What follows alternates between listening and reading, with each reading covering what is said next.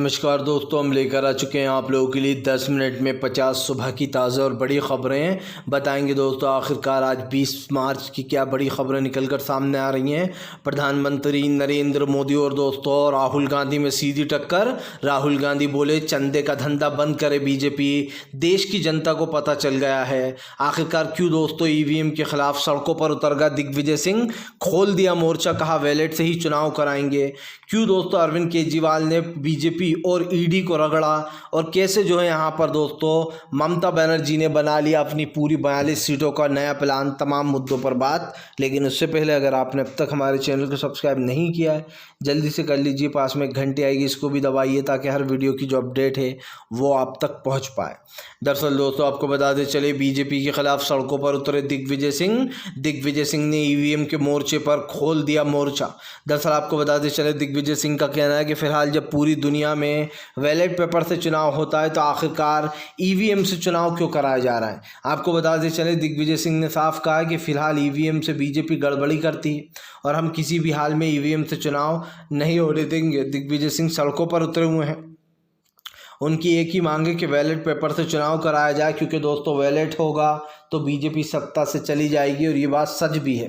आपको बताते चले दोस्तों भारतीय जनता पार्टी की बढ़ गई मुश्किलें। बीजेपी के खिलाफ उतरे राहुल गांधी, खूब जमकर रगड़ा। दरअसल आपको बताते चले राहुल गांधी ने बीजेपी पर आरोप लगाया है कि फिलहाल चंदे का धंधा बंद कर दे बीजेपी। उधर से प्रधानमंत्री कह रहा है कि फिलहाल सबसे बड़े घोटाले कांग्रेस ने किए हैं, जिसके जवाब में कांग्रेस के राहुल गांधी ने कहा कि कांग्रेस ने सिर्फ देश का विकास किया है। जिन जगहों पर जिन स्कूलों में आप पढ़े हो, आपके लोग पढ़कर बड़े हुए हैं, वो सिर्फ कांग्रेस ने बनवाए। यही नहीं, कांग्रेस ने कई एम्स खुलवाए, स्कूल बनवाए, रेलवे स्टेशन बनवाए, हवाई अड्डे बनवाए। तमाम चीज़ें कांग्रेस की देन है और ऐसे में कांग्रेस पर सवाल उठाकर मोदी जी देश पर सवाल उठाने का काम कर रहे हैं। राहुल गांधी ने साफ कहा कि फिलहाल देश की जनता भी जानती है कि कांग्रेस ने देश के लिए क्या बलिदान दिया। इंदिरा गांधी जी देश के लिए शहीद हो गई और उनके पिता राजीव गांधी भी। आपको बताते चले दोस्तों फिलहाल आम आदमी पार्टी और बीजेपी आपस में भिड़े हैं।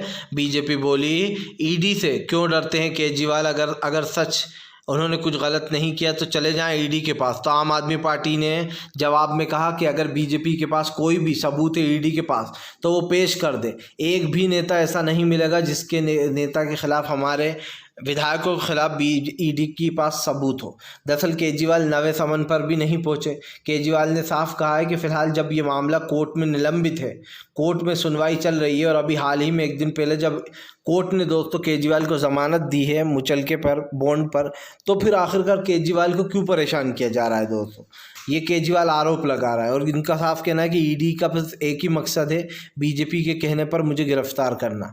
आपको बता दें चले दोस्तों भारतीय जनता पार्टी के खिलाफ मोर्चा खोलकर बैठ गए दोस्तों अखिलेश यादव। अखिलेश बोले इस बार तो उत्तर प्रदेश की जगह जनता तुम्हें दौड़ाकर भगाएगी अगर वोट मांगने चले भी गए तो। आपको बता दें अखिलेश ने दावा किया इस बार लोकसभा में बदलाव होगा। अखिलेश यादव ने सीधा दावा किया है कि बीजेपी बहुत जल्दी सत्ता से बाहर जाने वाली है। अखिलेश यादव ने कहा कि फिलहाल लोकसभा का चुनाव बीजेपी के अंतिम दौर का चुनाव बनने वाला है। सबसे बड़ी बात यह दोस्तों कि फिलहाल इस वक्त बीजेपी की मुश्किलें सच में बढ़ गई हैं, क्योंकि हम आपको एक चीज़ बता दें दोस्तों, इस वक्त भारतीय जनता पार्टी को सबसे बड़ी दिक्कत पता है क्या, कि बीजेपी कोशिश कर रही है वो किसी भी तरीके से इन मामलों से निकलकर सामने आ जाए। लेकिन सच्चाई तो यही है ना दोस्तों कि भारतीय जनता पार्टी के खिलाफ विपक्ष जमकर खड़ा हुआ है। आपको बता दें चले दोस्तों इंडिया गठबंधन को मिला बूस्टर डोज। तमाम राज्यों में इंडिया गठबंधन का बजेगा डंका, क्योंकि आपको बता दें चले एसबीआई वाले मामले से ख़राब हुई बीजेपी की छवि। जी हाँ, दरअसल आपको बताते चले बीजेपी की छवि ऐसे समय ख़राब हुई है जब देश में लोकसभा का इलेक्शंस आने वाले हैं। बताया जा रहा है लोकसभा के इलेक्शंस में बीजेपी को बड़ा झटका लगेगा, क्योंकि ये सीजीआई ने जो फैसला सुनाया है ये बीजेपी की किस्मत का फैसला था। ऐसे में जनता को पता चल चुका है कि फ़िलहाल क्या क्या घोटाले हुए हैं और इसको जो है यहाँ पर हटाने की बात की जा रही है। लेकिन एक चीज़ तो साफ़ है कि फ़िलहाल बीजेपी के घोटालों से दोस्तों अब ये साफ़ हो जाता है कि देश में जो है वो बदलाव की हवा चल रही है। आपको बताते चले दोस्तों, भारतीय जनता पार्टी और तमाम मुद्दों के ऊपर भिड़ गए दोस्तों जो है यहाँ पर कांग्रेस और बीजेपी दोस्तों, और कांग्रेस में वार टू वॉर चल रहा है। दरअसल आपको बताते चले, कांग्रेस ने कहा है कि फ़िलहाल बीजेपी का सिर्फ एक ही काम है, चंदा दे के धंधा लेना। आपको बताते चलें क्योंकि बीजेपी के ऊपर शक की सुई इसलिए भी अटक चुकी है क्योंकि आपको बता दें, ईडी जिन लोगों ने बीजेपी को सबसे ज़्यादा चंदा दिया है वो ईडी और सीबीआई की रडार पर थे। यही नहीं, बीजेपी ने जो चंदा दिया है वो तो ठीक है दोस्तों, लेकिन यहाँ पर एक चीज़ और भी सामने आई कि इन लोगों को बड़े बड़े कॉन्ट्रैक्ट भी दिए सरकार ने। जिन लोगों ने सरकार को सबसे ज़्यादा चंदा दिया है उन कंपनियों को बीजेपी ने दोस्तों कॉन्ट्रैक्ट भी दिए देश के बड़े बड़े। तब आप समझ सकते हैं कि जिन लोगों के ऊपर ईडी पहले से ईडी सीबीआई कार्रवाई कर रही थी, उन लोगों को बचाने के लिए उनसे बड़े कॉन्ट्रैक्ट लिए गए, वसूली की गई इतने पैसे में रिश्वत की तरह, और फिर एक तरीके ये करा गया। इसी को लेकर कांग्रेस ने खुलासा किया। आपको बताते चले दोस्तों, भारतीय जनता पार्टी के खिलाफ जमकर बरसते हुए नज़र आए दोस्तों जो है यहाँ पर इमरान प्रतापगढ़ी बोले फ़िलहाल राहुल गांधी देश के सच्चे नेता हैं जो देश के लिए लड़ाई लड़ रहे हैं। इमरान प्रतापगढ़ी ने राहुल गांधी की तारीफ़ की और कहा है कि फ़िलहाल राहुल गांधी देश की असली लड़ाई लड़ रहे हैं, जबकि बीजेपी ने देश के लोगों को बांटने का काम किया है। आपको बताते चलें, राहुल गांधी को सपोर्ट कर रहा है इमरान प्रतापगढ़ी, और राहुल गांधी को खैर देश की जनता ही सपोर्ट कर रही है। आपको बताते चले दोस्तों, फ़िलहाल प्रधानमंत्री नरेंद्र मोदी की छवि हुई ख़राब, विदेशी मीडिया ने जमकर निकाली भड़ास। दरअसल आपको बताते चले, विदेशी मीडिया के तमाम अखबार जो अमेरिका, लंदन, कर्नाटक, कनाडा, तमाम यूएस, यूएन इन जगहों पर छपते हैं दोस्तों, इन सब ने मोदी सरकार की आलोचना की एक तरीके से, और छापा है कि कैसे भारत में सरकार और कंपनियों के बीच की मिली जुली साठगांठ सामने आई, कैसे जो है यहाँ पर सरकार के प्रोपेगेंडे को सुप्रीम कोर्ट ने उजागर किया।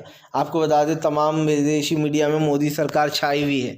अच्छे काम के लिए नहीं तो कम से कम बुरे काम के लिए ही छा गया चलो, क्योंकि अच्छा काम की उम्मीद तो बीजेपी से करना बेकार ही है। बीजेपी से एक ही उम्मीद कर सकते हो, CAA, हिंदू मुसलमान, किसान विरोधी कानून लाना, या फिर दोस्तों लोगों को परेशान करना। ये सारे बीजेपी की पहचान है। आपको बताते चले दोस्तों, अब प्रधानमंत्री नरेंद्र मोदी के काफ़ी करीबी, काफ़ी दिल के करीब वाले दोस्त अडानी पर गिरी गाज। जी अब अमेरिका में दोस्तों अडानी ग्रुप पर रिश्वत लेने का है आरोप। अब अमेरिका में होगी जांच। जी हाँ, हिडनबर्ग ने अडानी को दोस्तों ऐसा रगड़ा, हिडनबर्ग की रिपोर्ट ने, कि उस दिन से अडानी की पनौती शुरू हो गई और अडानी बर्बाद हो गया। कहाँ अडानी इस देश के तीसरे नंबर की लिस्ट में, अमीरों की लिस्ट में था सबसे ऊपर, लेकिन कहाँ अब अडानी दोस्तों 40 नंबर पर जाता हुआ जा रहा है, धीरे धीरे 31 नंबर पर है, अभी 25-30 नंबर पर। तो इससे साफ दिखाई देता है कि कहाँ तो 3 नंबर थे दोस्तों, कहाँ 20 से 25-30 नंबर पर पहुंच गया अडानी। और ये साफ दिखाई देता है दोस्तों कि अडानी जैसे लोग इसी तरीके से अपने शेयर कंपनियों के दाम बढ़ाते हैं, खुद ही ख़रीद के खुद ही दाम बढ़ाना, लोगों को रिश्वत देना, ये तमाम मामले इसके ऊपर लगे हुए हैं। आपको बताते चले दोस्तों, फ़िलहाल इस बार आर पार की लड़ाई की मूड में नज़र आ रहा है दोस्तों। विपक्ष ने साफ कहा है कि फ़िलहाल इस बार देश में आर या पार की लड़ाई होने वाली है। दरअसल आपको बताते चले दोस्तों, बीजेपी की मुश्किलें बढ़ गई हैं। विपक्ष ने आरोप लगाया है कि दरअसल बीजेपी तो सत्ता से बाहर जाने वाली है। उद्धव ठाकरे ने साफ कहा कि अब बीजेपी के पास ज़्यादा समय बचा नहीं है, अब की बार तड़ी पार होने वाली है बीजेपी। जी हाँ, जहाँ एक बार गृह मंत्री अमित शाह को भेजा था कोर्ट ने, वहीं अब बीजेपी भी जाएगी तड़ी पार। और दोस्तों तड़ी पार जिस दिन बीजेपी जाएगी उस दिन जश्न का दिन होगा, क्योंकि बीजेपी की नफ़रत भी बीजेपी के साथ चली जाएगी, जो एक भाई को दूसरे भाई से लड़ाने का काम कर रही है, एक धर्म को दूसरे धर्म से, एक जात को दूसरी जात से। ये सिर्फ कहने की बात नहीं है, राहुल गांधी ने जो बातें कही हैं वो समझो दोस्तों, वो सुनो, क्योंकि राहुल गांधी ने जो बात कही है वो गलत नहीं कही है। वो बात दोस्तों दिल के यहाँ जाकर लगती है और वो बात सच साबित होती हुई नज़र आ रही है। फ़िलहाल दोस्तों आपको हमें कमेंट करके ज़रूर बता देना है कि आप लोग किसको सपोर्ट करते हैं, सच को या झूठ को, भाजपा को या फिर दोस्तों इंडिया गठबंधन को, जो आप